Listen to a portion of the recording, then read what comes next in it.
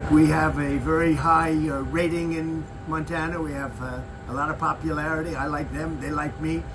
But I'm here to do some fundraisers and most importantly to support Tim Sheehy, who's running for the U.S. Senate.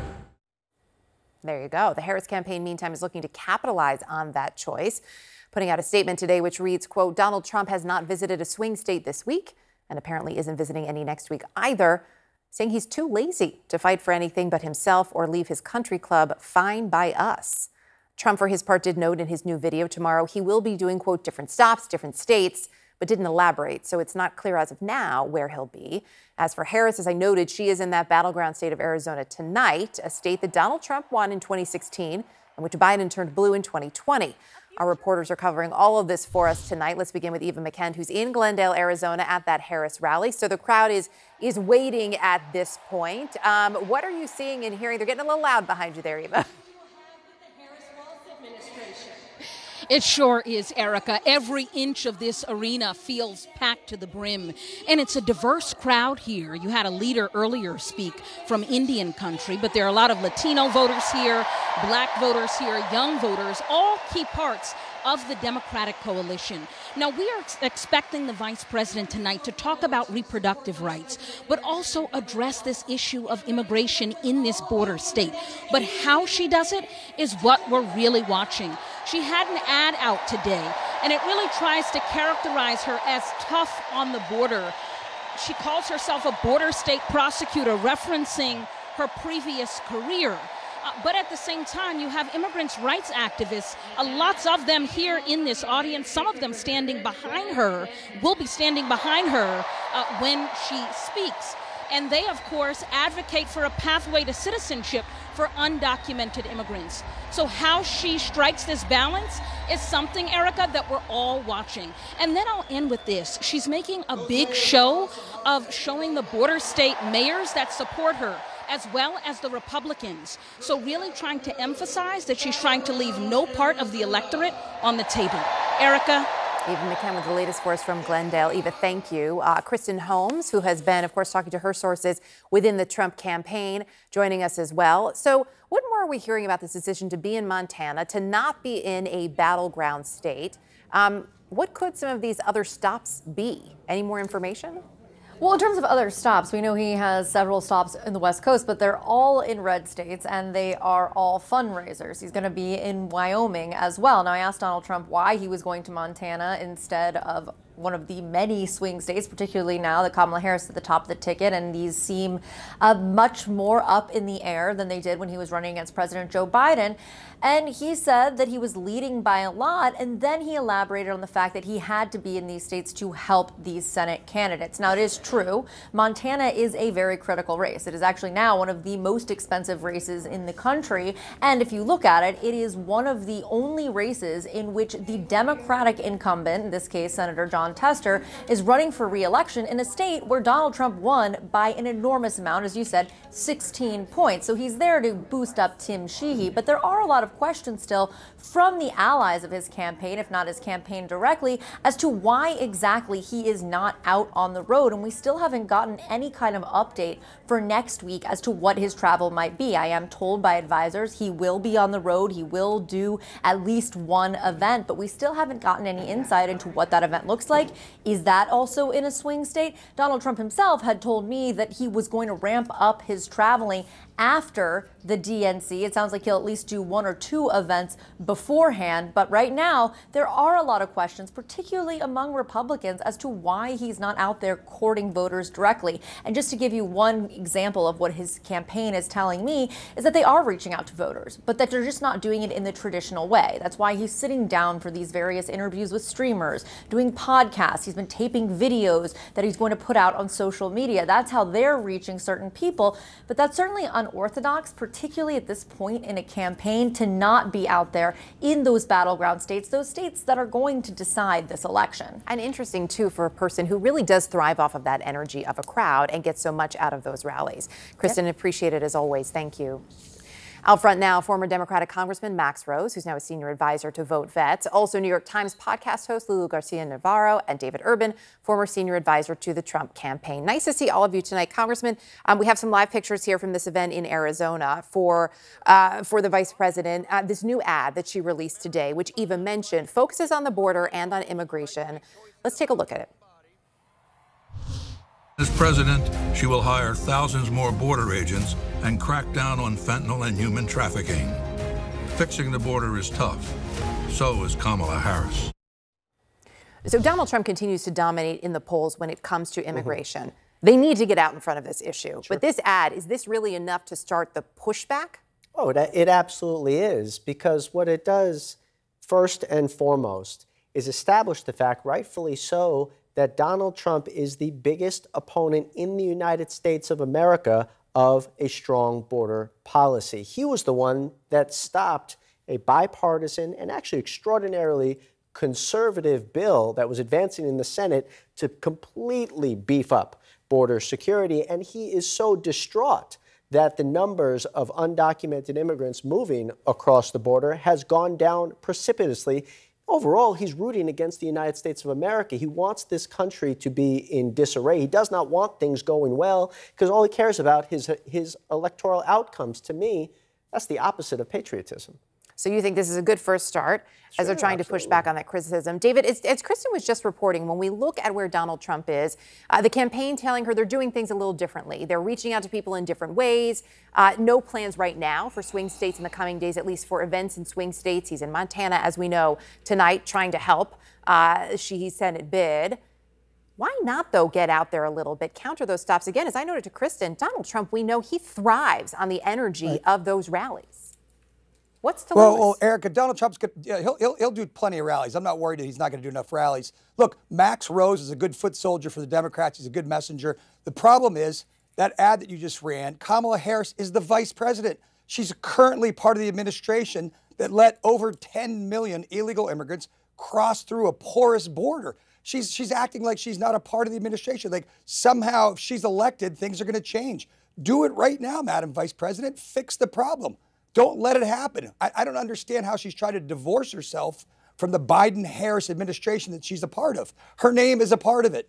I mean, she can't do it. So the ad is a first step, but it's laughable that she thinks that she's going to win over voters with ads saying that I'm somehow now going to be tough on the border. She has to answer a lot of questions, Erica, about fracking, about taking away people's guns, about single-payer healthcare systems. And until the media starts asking her these questions, she's going to skate and get favorable reviews. And quite frankly, no one's laying a glove on her. She's had a phenomenal few weeks. The rallies are going great. It's a great rollout on her behalf. But at some point, she's going to have to answer tough questions. And I don't think she has the answers for them. Scott, on another issue, the former San Francisco mayor, Willie Brown, is responding to Trump's claim that the two of them actually took a helicopter trip together and discussed Kamala Harris. Watch this. Listen to this. So you were on a helicopter with him that almost crashed? No.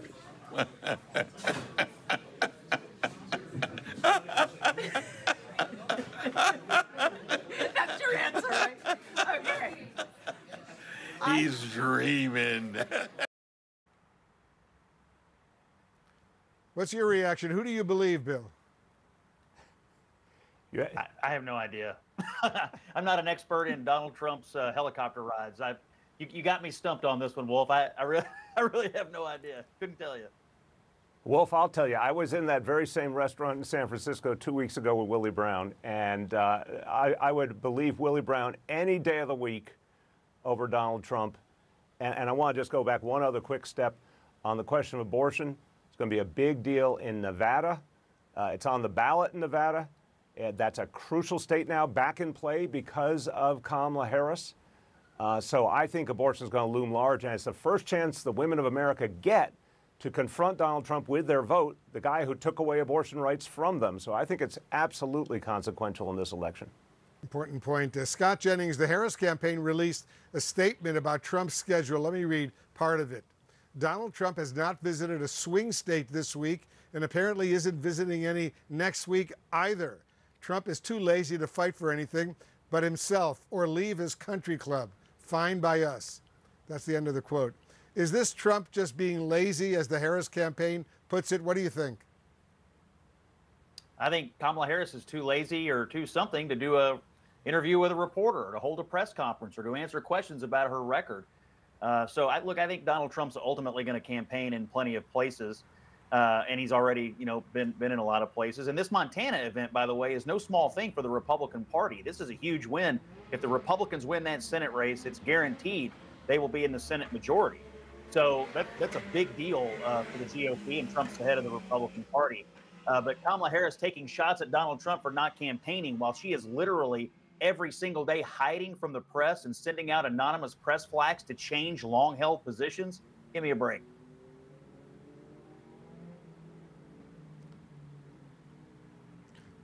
Bill de Blasio is with us as well. Bill, first of all, do you want to respond to what we just heard from Scott?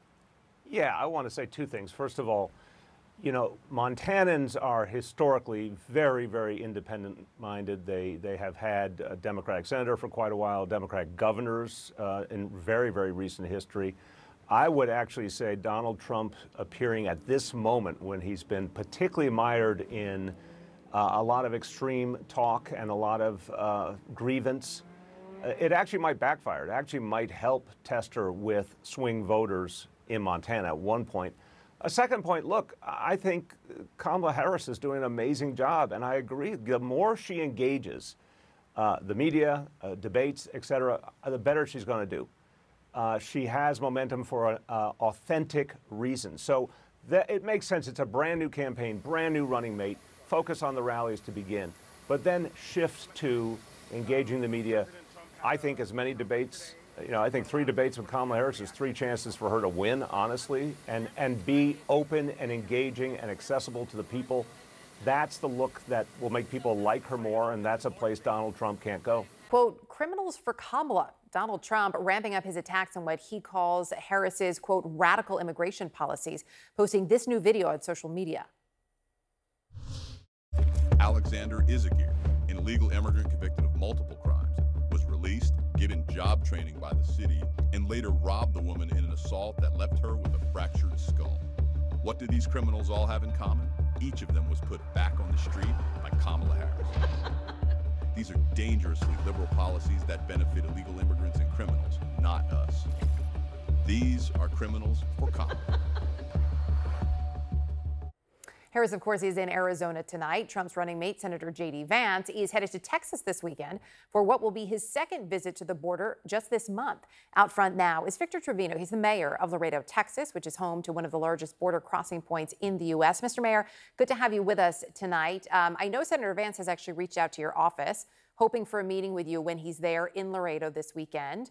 But as I understand it, you have no plans to sit down with him. Why not? Well, first of all, thank you for having me. And having an understanding of the situation at the border takes just a lot more than a photo op. It takes a border, mayors, and people who live and work here that understand the challenges that exist. So all due respect, Senator Vance is showing he's getting the wrong information, maybe because a large percentage of migrants are not from Mexico. They're from South America and other parts of the world. And the dynamics that happen along here, it takes somebody to come here. I met with the White House and the border mayor several times. We shared our thoughts, and changes made by President Biden for the asylum rules were practical and directly reduce the daily encounters here on the border. So these are things that we see, the dynamics that we live and work here. You have to live and work here. You just can't get a photo op. So it can't just be a photo op, but the opportunity to sit down with him and to maybe walk him through all that. Do you think it would have been, at the very least, instructive for him? Well, I welcome anybody that comes as a candidate to speak with me. It's similar to my meeting at the White House. Any leader in my community would be willing to meet with him and to discuss real solutions about the border, but not to entertain the divisive rhetoric and I think inappropriate situations that they say. And to meet with Senator Vance, unless he wanted to talk about solutions in our community at the border, that is where it would be. That's where we'd be at. I think that would be beneficial. And it was your sense that that is not the purpose of his visit.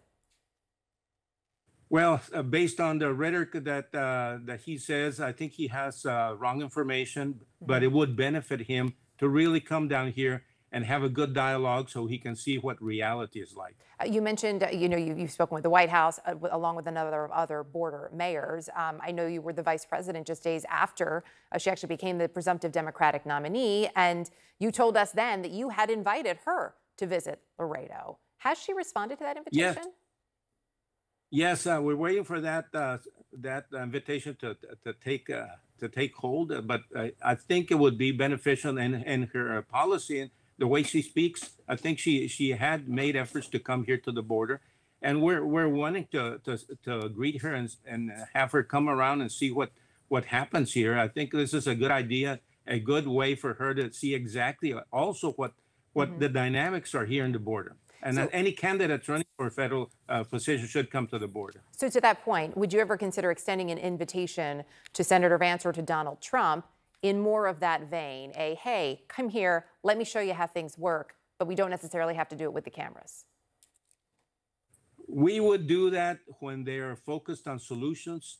And I think they have to understand that here in Laredo, we have been the #1 port in the United States and one of the safest cities, and without the need of a border wall. So this is a functional model. We do this by good binational relations and collaboration and supporting our various law enforcement agencies. So they need to be on board with that focus and that mentality rather than the rhetoric they're pursuing. So Donald Trump is now threatening to sue the New York Times. At issue, they're reporting on this answer to a question at his press conference yesterday about this man, former San Francisco Mayor Willie Brown, a former mentor to Vice President Kamala Harris and someone she dated in the mid-90s.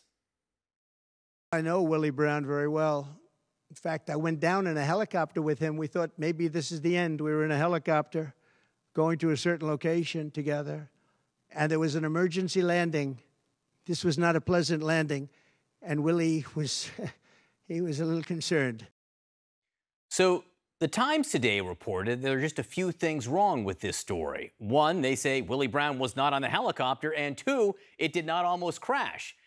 It was this guy, then California Governor Jerry Brown, who was on the helicopter, says the Times, which also reports that the former president was on that helicopter flight with the governor to inspect wildfire damage. Then Governor-elect Gavin Newsom, who was also on board, told the Times that there was no emergency landing. And Newsom said if anyone was talking about the helicopter crashing, it was Donald Trump. Well, late today, Trump called a Times reporter, claimed to have flight records to verify his story, and shouted that he was, quote, probably going to sue. Now, when asked, however, to produce the flight records, he instead repeated the question back in what the Times' Maggie Haberman describes as a sing-song voice. Mockingly is how she describes it. So, more to come on this. Shortly before airtime, I spoke with Willie Brown. Mayor Brown, thank you so much for being with us this evening. Just to clear things up, have you ever been in a helicopter that made an emergency landing with Donald Trump? No. Have you ever been in a helicopter with Donald Trump? No. He is apparently tonight getting angry about all of this, calling the New York Times and berating them for their story on this, claiming, he says, we have the flight records of the helicopter, and apparently said the helicopter landed in a field. You have no memory of anything like that ever happening? No. What could he possibly be thinking about? I have no idea. One of the things the New York Times suggested is that there was a helicopter trip he took in 2018 with former Governor Jerry Brown and Governor-elect Gavin Newsom. So, Governor Jerry Brown, how often do you get confused with Jerry Brown? Not too often. We've known each other for many, many years, simply because I was the only person that endorsed his candidacy when he first ran for governor back in the 70s. I then ultimately endorsed his candidacy again in the early 2000s when he ran for governor after being the mayor of Oakland.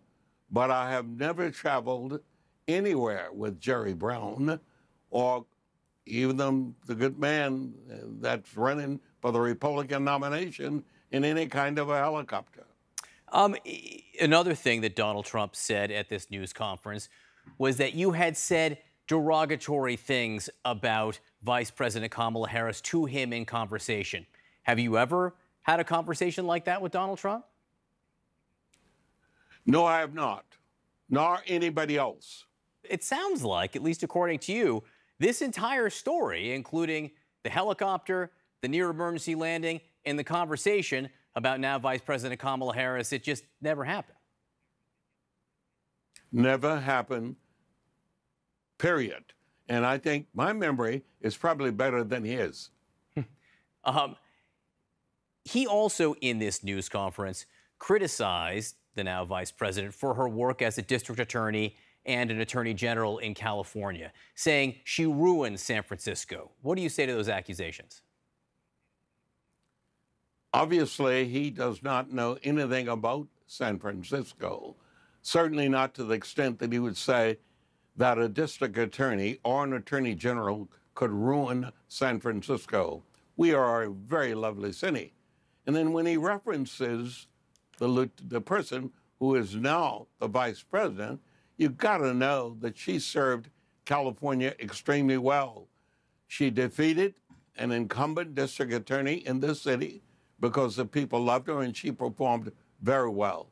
She ran for the attorney general when Jerry Brown left that job, and she won it against an incumbent district attorney in Los Angeles County who had been there for a long time, and he was another white guy. She's beaten two white guys. And then, of course, she got the job of the U.S. Senator from California, and at all times she has been applauded, just as she is currently being applauded by people in this nation. So, obviously, you are, or over the last several decades, have been a key ally to Kamala Harris, especially in the early stages of her career. You had a personal relationship with her about 30 years ago. This is something that is brought up repeatedly in the right-wing media. Why do you think they're so focused on it? What implication do you think they are making, and how do you respond to it? I just assume that, as usual, the right-wing media is always trying to generate something negative about people, particularly people that look like Willie Brown and that have a color close to Willie Brown. I frankly think that the motivation has more to do with who the two parties are than almost anything else in the world. Former San Francisco Mayor Willie Brown, thank you so much for joining us tonight. All right, Brian Lanza is back with us, and joining us, Anthony Scaramucci, former Trump White House communications director and author of From Wall Street to the White House and Back, the Scaramucci Guide to Unbreakable Resilience. So, Anthony, what's going on here? Willie Brown says this never happened. Never was it a helicopter that made an emergency landing with Donald Trump, was never even in a helicopter with Donald Trump. What do you see here? First of all, I want to blame Brian for my White House career, because if he didn't put me on your air during the campaign, I probably wouldn't have been the comms director. So the 11-day fiasco is his fault. I just want to be on the record for that. And then secondly, thank you, Brian. And then the second thing I would say is that's totally Trump. He's in a reality distortion field. He's saying that because he knows there's a group of people that listen to that, John, that actually believe that. So even though you've ran this interview, and I believe everything that the distinguished mayor is saying, there's a lot of people out there that are just not going to believe that. They believe everything that comes out of Donald Trump's mouth. And so he's in this reality distortion field, and he's trying to suggest certain things about Vice President Harris that aren't true. And so it's going to be up to her team and their rapid response team to do the best they can to parry all of that. But he knows he's lying. And Brian actually knows that Donald Trump is lying, because he lies. Every time his lips are moving, he's lying. We all know that he's lying. And, it was a head scratcher. There was one day in the White House where we prepared something for him, and the number was like 88%. And he went into the Rose Garden and he said 96%. And we comes back into the Oval Office, like, why'd you say that? Oh, it sounded better. And that is Donald Trump. That is the person that you're dealing with. And if there are campaign people listening from the Harris campaign, pay attention. He's going to lie for the next 88 days. And you have to be prepared for that. And you have to not be astounded by it. You have to say, okay, that is part of the program when dealing with Donald Trump. So, Brian, first of all, I'm glad that we can have this reunion. I'm glad to be part of it tonight. Second of all, you were smiling a lot during what Anthony was saying there. Why? Yeah, I love his hair. So it's good to see him. But yeah, listen, Anthony's always entertaining. I'd love playing a role in getting Anthony out there, and I thought he did a good job for 11 days. You know, my bingo card had 13, but he couldn't hold on 2 more days. He couldn't hold on the weekend, or he just barely held on through the weekend. But yeah, listen, there's still time, Brian. I may end up in the White House for another 1 or 2 days. It's possible. There you go. We'll get you never back. Know. Never we'll know, get you Brian. back. But listen, I would say whether it's Willie Brown or Jerry Brown, here's what I know about the both of them. They're both leftist mayors from the Bay Area. So it's easy to confuse the both of them, and so I'm not surprised if President Trump did that. Oakland, listen, I'll teach you geography. Oakland and San Francisco are neighboring cities in the Bay Area, and they're both leftist mayors from the Bay Area. So, you know, you can try to push back, but it's not an effective way to push back on that one.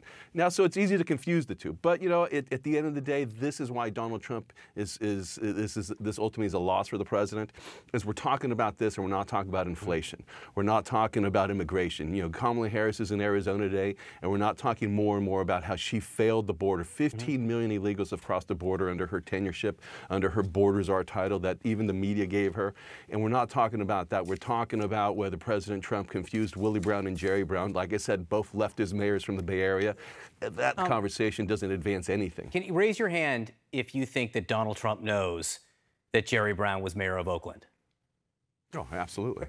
All right. So 50% of the people joining me now think that Donald Trump never knew that Jerry Brown was mayor of Oakland. I appreciate the argument you're making there, Brian, but you don't think that he's telling the truth to Maggie Haberman, by the way, now that he has flight records of flying with Willie Brown? Because if you're right, then he's lying to Maggie now. No, listen, I'm just saying it's very easy to conflate two leftist mayors from the Bay Area, and that's probably what he's doing. Now, is it a lie? You know, sometimes you're right, sometimes you're wrong. But, you know, as Vance Jones eloquently says on this show, you know, politicians are human too, and they make errors. Maybe that was an error.